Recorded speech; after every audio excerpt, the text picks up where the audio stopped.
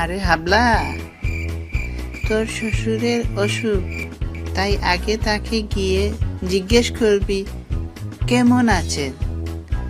উনি হয়তো বলবেন ভালো। তখন বলবি এটাই তো আমাদের কাম্য। তারপর তিনি কি পথ্য করছেন তা জানতে চাইবি।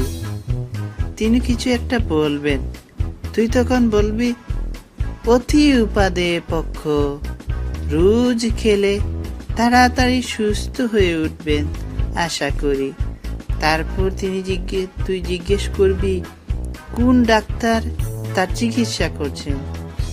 ডাক্তারের নাম শুনে বলতে পারবি তো দারুণ ডাক্তার, খুব তাড়াতাড়ি ভালো হয়ে যাবেন।